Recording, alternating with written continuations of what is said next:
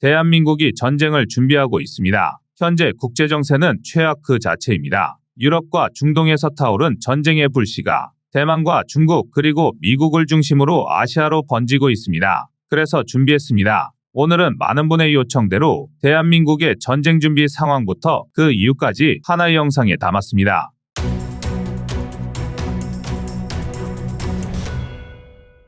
기술이 발전하고 전장의 환경이 변화함에 따라 전투기를 운용하는 시스템도 적응해가기 시작했습니다. 가장 대표적인 것이 하이로우 믹스 개념인데요. 하이로우 믹스는 군사전투기 운용 방법 중 하나로 고가의 고성능 전투기와 상대적으로 저렴하면서도 실용적인 저성능 전투기를 조합하여 다양한 임무를 수행하는 전술입니다. 고성능 전투기는 주로 공중전, 장거리 공습 등의 임무에 특화되어 있으며 저성능 전투기는 지원 공격, 근거리 공습, 정찰 등의 임무에 활용됩니다. 이 두 유형의 전투기를 조합하여 전투기 편대를 구성함으로써 전투기 운용의 다각화와 효율화를 이루고자 하는 것이 하이로우 믹스 전술의 핵심입니다. 하이로우 믹스 전술은 다양한 국가에서 채택되어 왔습니다. 미국의 공군에서는 F-15 및 F-16의 조합으로 유명한데 F-15는 고성능 공중전투 및 장거리 공습 임무에 특화되어 있고 F-16은 제공전투 보조, 전술폭격, 정찰 등의 다양한 임무에 활용됩니다.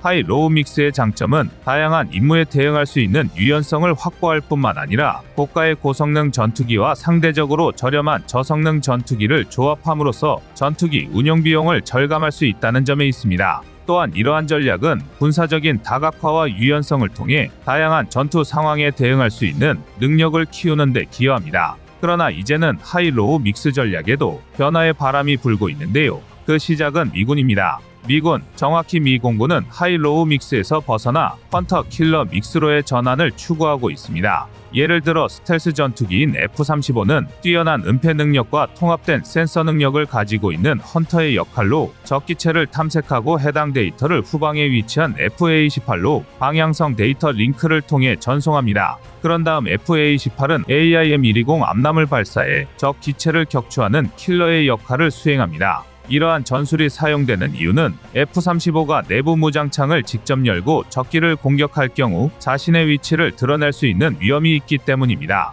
이 전략은 F-35의 스텔스 능력을 유지하면서도 FA-18과의 협력을 통해 적 항공기를 효과적으로 제거할 수 있도록 합니다. 다시 말해 F-35는 적을 감지하고 데이터를 안전하게 전달하는 역할을 수행하며 FA-18은 이 정보를 기반으로 공격적인 역할을 담당합니다. 이를 통해 미 공군은 적합한 위치에서 공중전을 수행할 수 있게 되며 적의 예측을 어렵게 만들어 적군의 대응을 늦추고 더 나은 전투 결과를 가져올 수 있습니다. 하지만 이런 전술을 쓸 수 있는 건 미국 등 극히 일부 국가일 뿐이고 많은 나라들은 하이급, 미들급, 로우급으로 전투기를 구분하여 운용하는데요. 미 공군도 이런 전투기 구분을 폐기한 것은 아니고 계속 유지 중입니다. 그렇다면 임무와 전술에 따른 일반적인 전투기 구분법인 하이, 미들, 로우에 대해 보다 자세히 알아볼 필요가 있을 것 같습니다. 하이, 미들, 로우 믹스는 군사 전략에서 사용되는 전투기의 등급을 분류하는 개념으로 각 등급의 전투기가 수행하는 임무와 운영 범위에 따라 구분됩니다.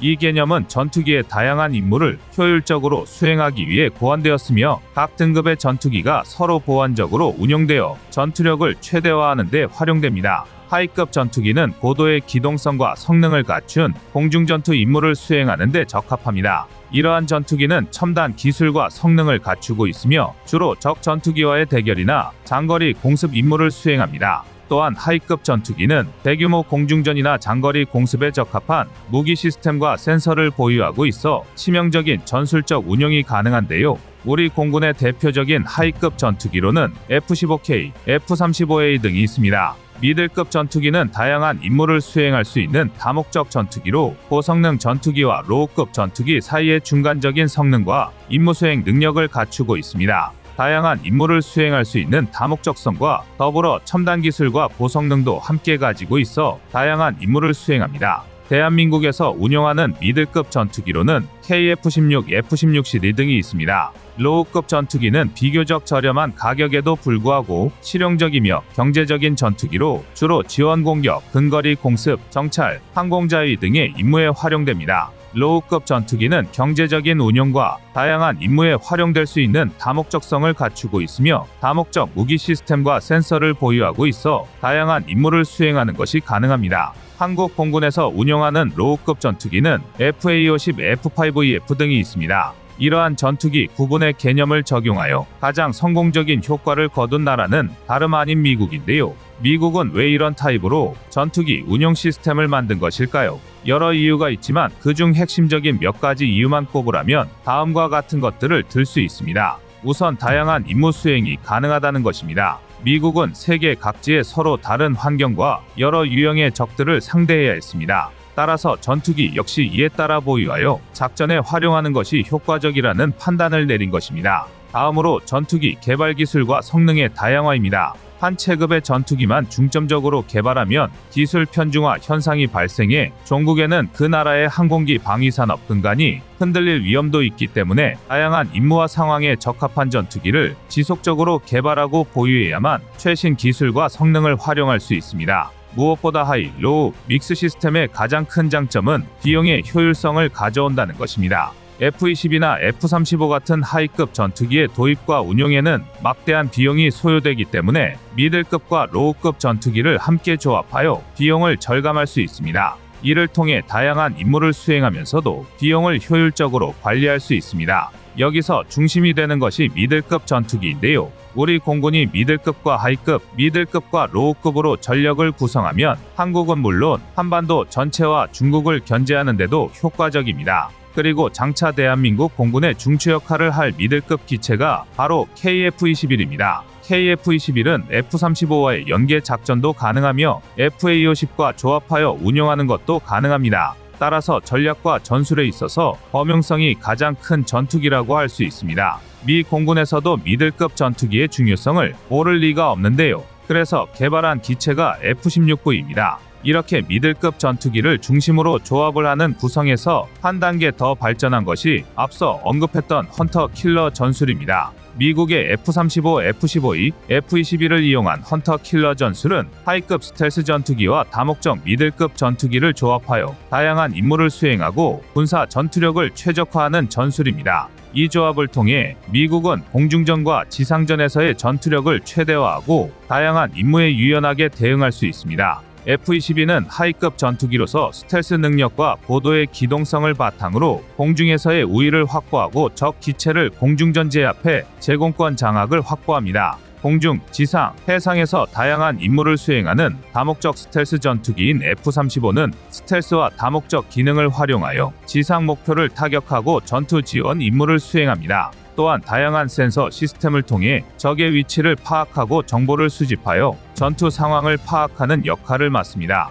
역시 다목적 전투기인 F-15E는 뛰어난 공중전 능력을 바탕으로 중거리 공중전 임무를 담당합니다. 여기에 F-15E와 더불어 F-16V도 추가할 수 있습니다. F-15E가 중거리 공중전을 담당한다면 F-16V는 전술 폭격, 정찰 등을 수행합니다. 미국의 사례와 같이 대한민국 공군도 하이급 전투기인 F-35와 미들급 전투기인 KF-21을 조합한 헌터 킬러 전술을 사용할 수 있을 텐데요. 두 기체는 체급이 다른 만큼 성능도 다르고 전투 능력에서도 차이가 있습니다. 1. 기동력 KF-21은 높은 기동성을 활용하여 적의 공격을 회피하고 공격 위치를 빠르게 변경할 수 있습니다. 반면 F-35는 중간 정도의 기동성을 보여주지만 스텔스 능력을 활용하여 적의 탐지를 회피하고 공격 위치를 더욱 안전하게 변경할 수 있는 장점을 가지고 있습니다. 이 무장 탑재 능력 KF-21은 다양한 무기를 탑재할 수 있으며 최대 12개의 하드 포인트를 가지고 있습니다. 이와 달리 F-35는 내부 무장창을 가지고 있어 외부에 노출되지 않는 스텔스 능력이 강점입니다. 3. 스텔스 성능 F-35는 스텔스 기술을 적용하여 적의 레이더 탐지를 회피하고 안전하게 공격할 수 있는 성능을 갖추고 있습니다. 4.5세대 전투기인 KF-21은 스텔스 기술을 적용하고는 있지만 아직 완전한 스텔스기가 아니라서 당연히 F-35에 비해 스텔스 성능이 떨어집니다. 그러나 이런 비교는 전투기 간 성능 비교를 통한 우열을 가리기 위함이 아니라 이런 특성들을 조합하여 운용이 가능하다는 것을 미리 살펴본 것이라고 이해해 주시면 좋을 것 같습니다. 또한 이런 조합은 FA50 블록 20 버전과 KF21 블록 3 버전이 전력화되면 한층 더 다채로운 전술을 구사할 수 있으며 심지어 국산 전투기인 KF21과 FA50만으로도 헌터 킬러 작전 수행이 가능해집니다. 최근 독일이 전투함정을 만든다는 소식이 새삼업계를 들썩이게 했습니다. 지난 12월 5일 독일의 볼가스트의 피네조선소에서 독일 해군의 신형 프리기함 F126의 강제 절단식이 열렸습니다. 다시 말해 건조를 시작했다는 건데요. 이후 볼가스트와 킬에서 선체를 만든 후에 함부르크에서 최종 조립되고 2027년 취역할 계획입니다. 여기까지는 특별할 게 없는데요. 그러나 F126의 규모를 보면 생각이 달라집니다. 현재까지 공개된 정보에 따르면 F126은 길이 166m에 배수량은 11,000톤이 넘을 것으로 추정됩니다. 이쯤이면 말만 프리깃, 즉 호위함이지 순양함이나 다를 게 없습니다. 일반적으로 호위함은 배수량 1,500에서 4,000톤의 함정을 말하며 4,000에서 10,000톤을 구축함으로 구분하는데요. 독일의 F126 수준이면 순양함이라는 타이틀이 더 걸맞습니다. 마치 작전 영역이 구축함에 머물러 있을 뿐 만재 12,000톤의 배수량으로 순양함급 체급을 획득한 대한민국의 정조대왕함과 유사한 형태입니다. 실제로 독일 언론들은 이 F126을 제2차 세계대전 이후 독일 해군에서 가장 큰 배라고 연일 떠들어대고 있습니다. 지금까지 독일 해군 역사상 가장 큰 함정은 F125바덴 비르텐베르크급 호위함으로 전장 150m, 만재 배수량이 7,200톤에 불과했습니다. 호위함으로는 역시 상당한 크기였지만 주변의 적국인 러시아, 중국의 미사일 구축함과 비교해서는 다소 체급이 떨어졌음은 부정할 수 없는데요. 반면 F126은 미국의 주력 이지스 구축함인 알레이버크급의 9,900톤보다 큽니다. 알레이버크급 구축함의 배수량을 보면 얼추 짐작하셨겠지만 앞서 말씀드린 배수량별 함정 구분법은 일종의 불문율이었습니다. 이제와 유명무실해지긴 했지만 과거 세계는 런던, 워싱턴 해군군 축조약을 통해 해상전력 확장을 억제해왔는데요. 해상전력 자체가 한 국가의 군사력을 타국에 투사하는데 최적화되어 있기 때문입니다. 그러나 이제 세계는 바야흐로 신거함거포주의를 맞이하고 있습니다. 당초 이 거함거포주의에 시동을 건 나라는 영국입니다. 1906년 당시 배수량만 18,000톤이 넘는 HMS 드레드노트를 공개하며 전함의 비포 드레드노트와 애프터 드레드노트로 전함의 기준을 세워버렸습니다. 이전의 전함은 주포의 현측에 중국형 속사포를 주렁주렁 매달았고 각포는 또 제각각 조준하는 바람에 명중률이 형편없었습니다. 하지만 드레드노트급이 등장하며 얘기가 달라졌는데요. 드레드노트함은 올비건이라고 불리는 2연장 12인치 구경 주포 5문을 탑재했습니다. 이 주포들로 목표가 서로 다른 포에 일제사격 탄착군 안에 들어가도록 쏘는 이른바 협차사격이 가능해지면서 해전의 판도를 뒤바꾸어 버렸습니다. 게다가 드레드노트급은 시속 38.8km의 고속항해가 가능했을 뿐 아니라 현측에 최대 280mm 장갑을 둘러쳐서 어뢰 공격을 견딜 수 있도록 만들었습니다. 그야말로 전무후무한 괴물이 탄생한 건데요. 강력한 화력과 방어력을 바탕으로 드레드노트급은 공수양면에서 활약을 펼쳤고 이른바 비포 드레드노트 전함을 우후죽순 은퇴시켜버렸습니다. 세계적인 전함 건조의 트렌드가 드레드노트급보다 큰 거함거포주의 방향으로 흘러갈 수밖에 없는 배경이 만들어진 건데요. 그럴 수밖에 없는 게 역사 속 해전을 한 문장으로 요약한다면 큰 놈이 무조건 이긴다입니다. 반드시라고 할 수는 없지만 과거의 사례일수록 대형함이 전투에서 압도적인 우위를 선점할 수 있습니다. 여기에는 별다른 이유도 없는데요.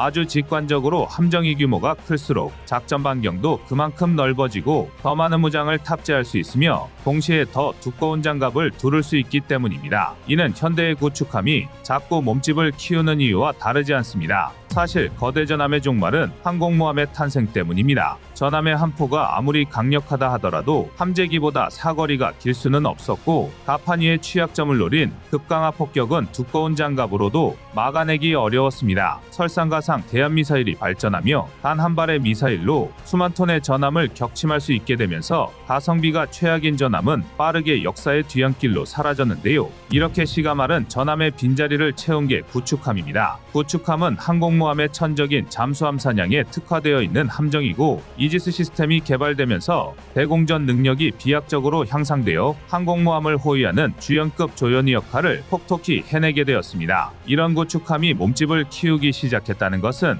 곧 구축함의 역할이 확대되고 있다고 해석할 수 있는데요. 김진영 전 해군 일함대 사령관 역시 같은 질문에 대해 지금보다 더 고성능의 대잠 대공 레이더를 운용하기 위해선 구축함의 체급을 키워야 한다고 대답했습니다. 실제로 대한민국의 정조대왕함과 직전급인 세종대왕급 구축함의 가장 큰 차이 중 하나가 바로 대잠수함 바오소나인데요. 정조대왕급의 바오소나는 신형저주파 선체 고정 소나를 탑재하면서 크기가 훨씬 커졌고, 이에 따라 함정 체급 역시 키울 수밖에 없었습니다. 이는 비단 대한민국만의 경향이 아닌데요. 중국의 055형 구축함 역시 적에도 인공위성까지 추적할 수 있다고 주장하는 346B형 능동 이상 배열 레이더와 사거리 300km의 HHQ-9B 함대공 미사일을 탑재하기 위해 만재 배수량을 13,000톤까지 키웠습니다. 바로 직전급인 052D형 구축함이 만재 배수량 7,500톤 수준임을 감안하면 거의 2배 가까이 몸집을 부풀린 것입니다. 게다가 이제 구축함의 대공 임무 영역은 단순히 적항공기나 대한미사일을 격추하는 데 벗어나 탄도미사일 요격 영역까지 확대되고 있습니다. 단적으로 대한민국의 정조대왕함만 보더라도 함수의 48셀, 한미의 40셀의 VLS를 탑재하며 SM-6 운용이 가능해졌는데요. 직전함급인 세종대왕급이 운용하던 SM-2 미사일이 24km 이내의 탄도미사일만 요격할 수 있었던 것에 비해 정조대왕함은 15에서 34km의 고고도 직전 탄도미사일까지 요격할 수 있습니다. 게다가 KVLS-2를 탑재하면서 장기적으로 40에서 100km의 고고도 요격이 가능한 LSM-1, LSM-2 함대공 버전 요격 미사일을 운용할 여지를 남겨두었습니다. 중국의 동해함대가 갈수록 규모를 키워가는 현 시점에서 이는 매우 중요한 전력 강화입니다. 중국의 동해함대는 중국 인민해방군 해군의 3대 함대 중 하나로 1949년에 창설됐는데요. 중국 함대 중에 가장 먼저 생긴 곳이기도 합니다. 사령부는 저장성 닝보에 있는데 작전구역은 동중국해, 즉 센카쿠 열도나 오키나와, 대만 등인데 현재 중국 해군에서 가장 많은 돈을 쏟아붓는 곳입니다. 참고로 닝보기지에서 우리나라 제주도까지는 550km밖에 되지 않아서 갈수록 중국의 위협도 커가는 실정입니다. 평화를 원한다면 전쟁을 준비하라는 격언이 지금 대한민국의 바다보다 절실한 곳이 없습니다. 결국 우리가 미래의 전장에 대응하기 위해선 구축함의 규모를 키우는 게 가장 직관적인 방법입니다. 이는 대한민국이 추구하는 질적 우위에서도 해당하는 얘기인데요. 예를 들어 세계 각국이 개발 경쟁인 레이저 무기를 함정에서 운용하기 위해선 대량의 전력이 필요합니다. 레이저 무기의 가장 큰 장점은 뭐니뭐니 해도 초당 30만 킬로미터를 이동하는 지향성 에너지를 이용하기 때문에 마하 8.0의 극초음속 미사일도 쉽게 요격할 수 있다는 점입니다. 또 레이저 무기는 고에너지를 모아서 쓰기 때문에 개인 소총의 5.56mm 탄환보다 작은 영역도 표적을 구분할 수 있을 정도로 정확합니다. 그리고 결정적으로 레이저는 가격이 쌉니다. 1회 발사 비용이 고작 1,300원 정도로 휴대용 대공 미사일인 신궁의 2억 원이나 한 발에 80억 원이 넘는 팩3 등에 비하면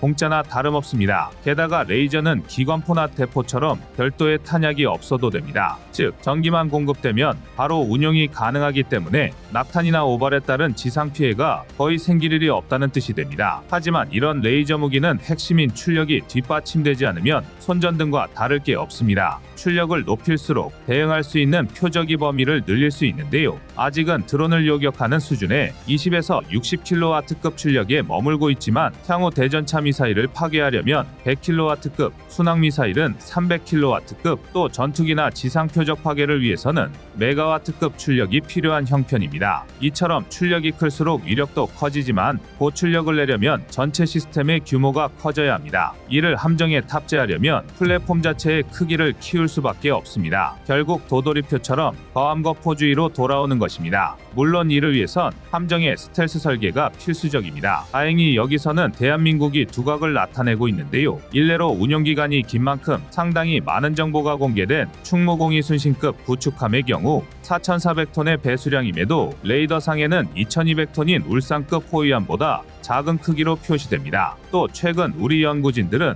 독자 기술을 이용해 스텔스 패널을 개발하기도 했는데요. 이 스텔스 패널은 이미 우리 해군 일부 함정에 설치되어 성능을 테스트 중입니다. 해당 패널은 광대역에 걸친 레이더 탐지 신호를 90%까지 흡수할 수 있는 성능인 것으로 알려져 있습니다. 스텔스 패널이 적용된다면 정조대왕함이 전투기 수준의 RCS를 보이는 것도 가능해질 텐데요. 때마침 방산업계에서는 6,500톤급 차기 구축함 통칭 KDDX의 기본 설계가 완료되었다는 소식이 들려오고 있습니다.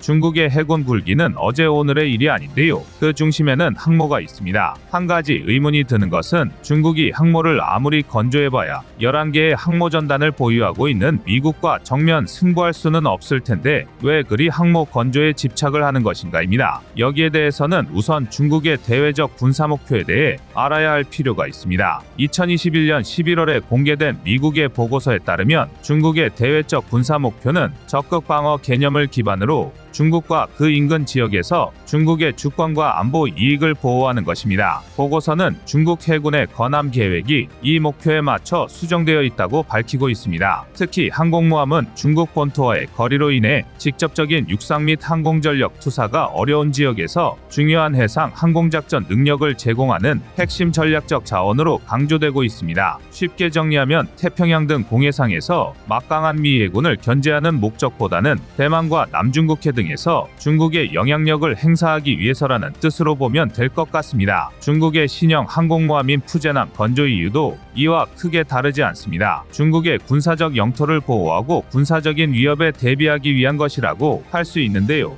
특히 중국은 과거부터 대만 문제와 남중국해 분쟁과 동중국해 분쟁 등 지역적인 안보 문제를 해결하기 위해 항공모함을 보유하고자 했습니다. 또한 군사적인 영토 확장과 영향력 확대도 중국의 항모 보유 이유 중의 하나입니다. 그도 그럴 것이 항모는 해상 전력에 있어서 엄청난 영향력을 발휘하는 무기체계로 항공기를 운용하고 지원하는 등 다양한 역할을 수행할 수 있습니다. 항공모함은 해상에서 공중전을 주도하는 플랫폼으로 공중에서의 우위를 확보하고 적 전투기의 공격을 방어하며 함재기들을 통해 주요 목표물을 타격합니다. 대함 공격에서도 함재기를 탑재하고 있는 항공모함의 역할은 두드러집니다. 또한 아군의 상륙 작전을 지원하는 역할을 합니다.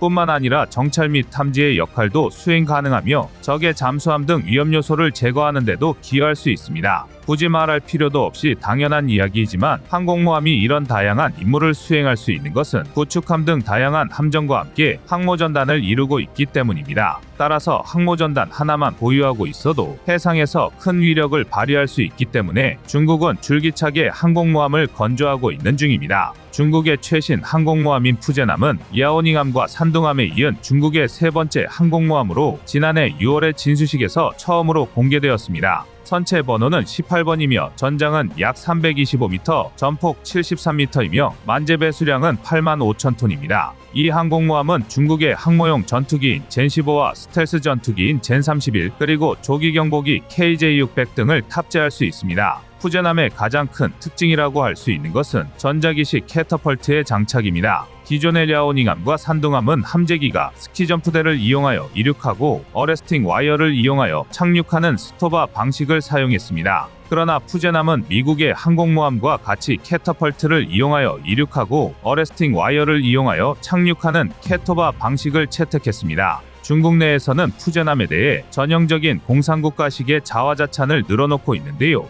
심지어 미국의 항공모함과 비교해도 뒤처지지 않는다고 주장하기도 합니다. 우선 중국의 푸젠함과 미국의 키티호크급 항공모함을 비교하는 방식으로 살펴보겠습니다. 만재 배수량은 두 항공모함 모두 8만 5천 톤으로 동일한 수준이며 전체적인 크기에서도 큰 차이가 나지 않습니다. 하지만 함재기 탑재 대수에서는 현격한 차이가 있습니다. 키티호크급 항공모함이 85기의 함재기를 탑재하는 반면 푸젠함은 최대 40여 대에 불과합니다. 항공모함의 가장 큰 존재 가치가 함재기 운용이라는 면을 감안할 때 키티호크급의 절반에도 못 미치는 함재기를 탑재한다면 전투기의 출격 횟수를 뜻하는 소티를 거론할 필요가 없을 정도입니다. 푸젠함과 미국의 최신 항모인 제럴드 포드급과 비교하면 그 차이는 더 벌어집니다. 제럴드 포드급은 만재 배수량부터 10만 톤이라 푸젠함을 훨씬 뛰어넘고 각종 첨단 장비와 기술이 적용됐다는 점에서 푸젠함이 감히 제럴드 포드급과 어깨를 나란히 한다는 중국의 주장은 그야말로 잠꼬대 같은 어불성설에 불과합니다.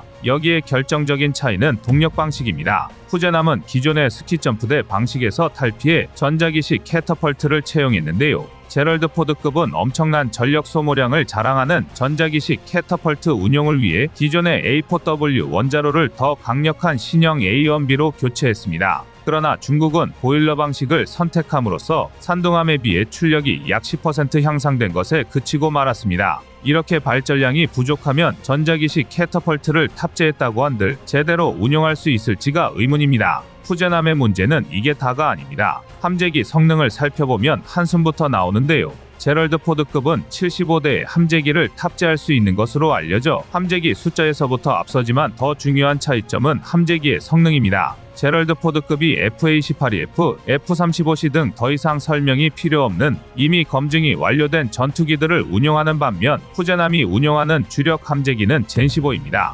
중국은 지난 20년 동안 개량 작업을 거듭해 젠15의 성능과 신뢰도를 상당히 향상시켰다고 주장은 하지만 젠15 자체가 소련의 수호이 33을 기반으로 설계한 것이기 때문에 양산 초기에 수차례 추락사고가 발생했고 이로 인해 중국 내에서조차 젠15를 비판하는 목소리가 터져 나오기도 했습니다. 아무리 개선을 했다고는 하지만 젠15는 태생적인 한계를 가지고 있는 셈인데요. 이런 문제를 의식해서인지 중국은 푸젠함의 또 다른 함재기로 젠35를 탑재할 계획입니다. 스텔스기인 젠35는 개발이 마무리 단계에 있는 것으로 알려졌는데 말 많고 탈 많은 젠15를 젠35와 함께 함재기로 운용하는 것은 미국의 제럴드 포드급 항공모함이 FA-18EF와 F-35C를 운용하는 것을 모방하는 것으로 유추됩니다. 스텔스기는 성능이 뛰어나지만 비스텔스기에 비해 정비 시간이 길어서 소티 생성률을 떨어뜨리는 요인이 됩니다. 따라서 중국은 미국의 사례를 참고해 추후 젠15를 4.5세대 수준으로 업그레이드한 후 스텔스기인 젠35와 함께 운용하는 전략을 채택한 것으로 보입니다.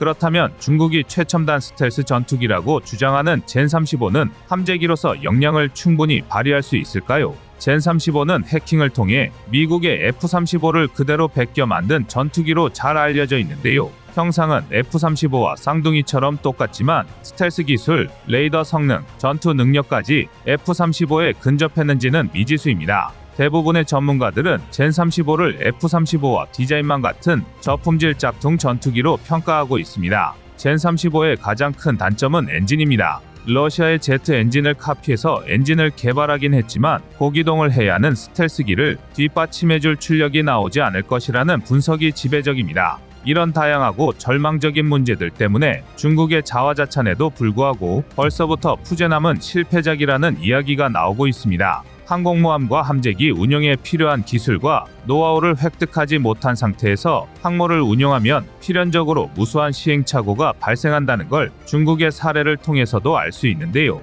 대한민국이 이런 현실 속에서도 항공모함 건조 계획을 계속 이어나가야 되는가 하는 우려를 제기하는 목소리도 많습니다. 하지만 이런 우려는 KF-21 사업 초기에 국산 전투기 개발 타당성에 대한 반대 입장과 크게 다르지 않습니다. 결론적으로 말해 대한민국에는 항공모함이 필요합니다. 북한과 중국이라는 적대적 국가에 둘러싸인 한국은 기동성에 기반한 항공모함이 전략자산으로서 충분히 제 역할을 다할 수 있습니다. 지상의 공군기지와는 다르게 항공모함은 작전 범위를 대폭 넓혀 원거리 작전 유연성을 보장해줍니다. 원해 작전에 필수인 항공투사 능력은 해상교통로를 통해 대부분의 무역 수출입을 하는 우리나라에게 필수적인 요소입니다. 대한민국의 항모 보유 반대 주장의 가장 큰 근거는 미국 항모전단의 보호를 받을 수 있는데 굳이 천문학적인 개발 비용과 유지 비용을 들일 필요가 없다는 것입니다. 그러나 미국은 점차 인도 태평양 지역에서 한국, 호주, 일본 등의 우방국들에게 더 많은 해군력을 투입해줄 것을 요구하고 있습니다.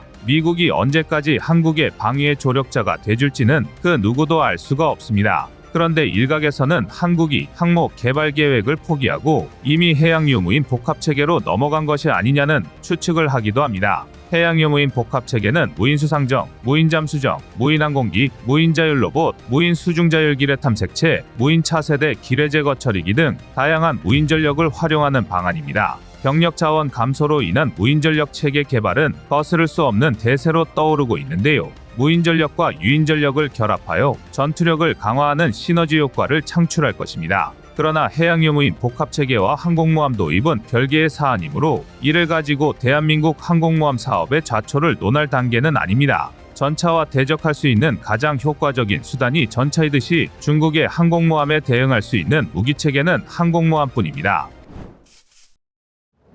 지난 11월 18일 사우디아라비아가 K-39 천무로 후티 반군 주력 부대가 위치한 예멘 사다 지역을 포격했습니다. 이스라엘 하마스 전쟁 발발 이후 후티 반군은 사다에 배치된 미사일 드론 부대를 동원해 전쟁에 개입해왔는데요. 그래서 사우디아라비아가 예멘 내전으로 오랜 시간 군사적 충돌을 빚어온 후티 반군이 이스라엘 하마스 전쟁을 이용해 확전을 꾀하기 전에 선제 공격을 가했던 것입니다. 하지만 사우디아라비아의 포격에도 불구하고 후티 반군은 기어코 전 세계를 상대로 인질극을 시작하고 말았습니다. 수에즈 운하로 이어지는 홍해를 무력으로 점령한 것입니다. 이로 인해 전 세계 대형 해운사들은 벌써부터 홍해와 수에즈 운하를 피해 희망봉을 돌고 있는데요. 이로 인해 해상 운송 시간이 최대 2주 이상 늘어날 전망입니다. 아시아 대륙에서 유럽까지 수에즈 운하를 통하면 15,600km면 도달할 길을 아프리카 대륙을 돌아 21,700km를 항해해야 하니 당연한데요. 이에 따라 운송 비용 역시 상승할 수밖에 없습니다. 전문가들은 홍해 봉쇄로 인해 평균 100만 달러 약 12억 원이 늘어날 것으로 추정하고 있습니다. 문제는 이뿐만이 아닙니다. 예를 들어 주당 5만 개의 컨테이너를 처리하는 항구가 있다고 했을 때 홍해가 봉쇄되어 수에즈 운하를 이용할 수 없다면 2주에 한 번씩 10만 개의 컨테이너가 도착하게 됩니다. 이 항구가 소화할 수 있는 물동량의 2배가 들이닥치는 건데요. 당연히 세계적인 물류 대란이 일어날 수밖에 없고 이는 곧바로 우리 소비자들의 시장 물가에 치명적인 악영향을 끼치게 됩니다. 미국 역시 사태의 심각함을 인지하고 부랴부랴 대응에 나선 모양새입니다.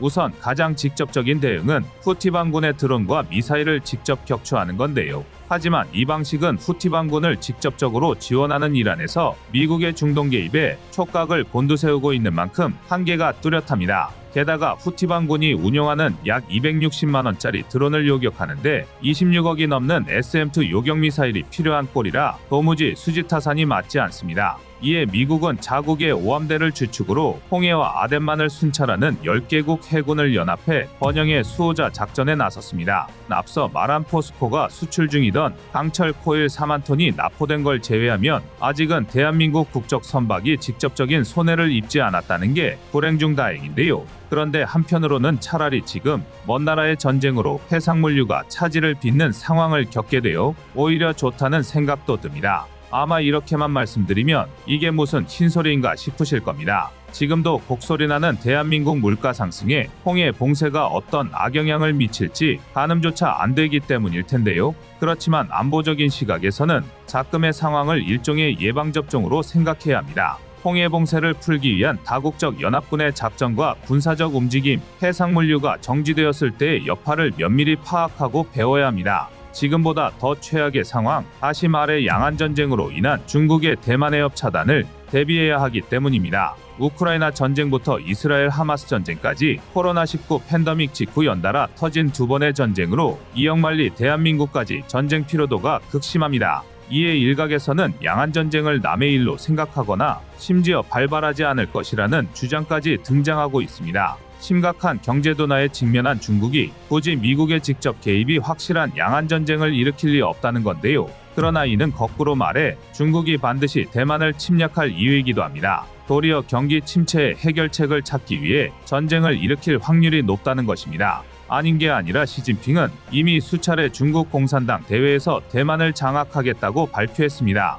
오죽하면 미국 인도태평양 사령부 사령관이 중국은 2027년 이내에 대만을 침략할 것이다라고 공공연하게 발언할 정도인데요. 대한민국은 좋든 싫든 양안전쟁에 휘말릴 수밖에 없습니다. 많이들 간과하고 계시지만 대만 다음은 대한민국입니다. 동중국해부터 남중국해까지 해상 주도권을 장악한 중국은 지금 후티 반군이 홍해를 봉쇄한 것처럼 대한민국의 해상물류를 쥐고 흔들 것입니다. 이때부터는 희망봉을 돌아 간접적인 물가 상승이 벌어지는 게 아니라 직접적이고 매순간이 치명적인 물류 대란이 발생할 것입니다. 통계에 따르면 대한민국의 전체 수출입 물동량 중 약 99.7%가 바다를 이용합니다. 그리고 이 중 33% 이상이 대만 해협을 통과합니다. 길이상으로는 고작 370km에 불과하지만 대만 해협은 대한민국 해상물류의 경동맥이나 마찬가지입니다. 이는 중국 입장에서도 마찬가지인데요. 중국은 에너지의 대부분을 수입에 의존하고 있는데 이 경로가 중동의 호르무즈 해협, 인도양,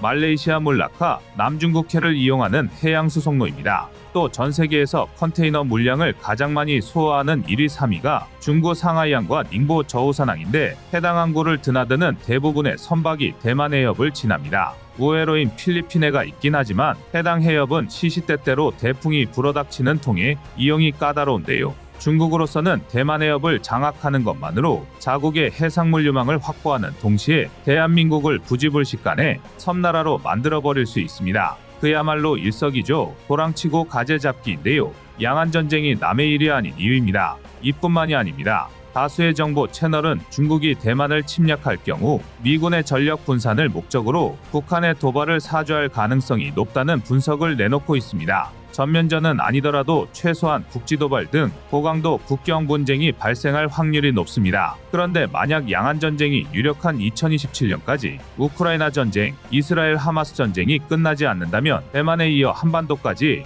미국은 동시에 4개의 전장을 감당해야 합니다. 오로지 대한민국의 힘으로 북한을 막아내야 한다는 건데요. 불가능한 일은 아니지만 자칫하면 상당한 피해가 발생할 수 있음을 간과할 수 없습니다. 결국 대한민국은 좋든 싫든 중국의 압박으로부터 대만 해협을 지켜내야 합니다. 양안전쟁의 직간접적 개입으로 소요 사태를 최대한 빨리 마무리 짓는 것입니다. 심지어 미국 역시 대한민국의 양안전쟁 참전을 간접적으로 시사하는 듯한 행동을 이어가고 있습니다. 일례로 지난 4월과 10월 미국은 한미일 합동예상훈련에 배수량 10만 6천 톤 규모 슈퍼캐리어 니미츠급 항공모함을 포함시켰습니다. 해당 훈련의 표면적인 목적은 북한의 잠수함 등 비대칭 해상 전력에 대응하기 위해서였는데요. 하지만 국내 일부 전문가들은 해당 훈련의 목적에 대해 강력한 의문을 표했습니다. 사실 어차피 북한 해군은 계속된 경제난 탓에 제대로 운영할 수 있는 함정이 없습니다. 기껏해야 어뢰정이나 소형 잠수함이 대부분인데요.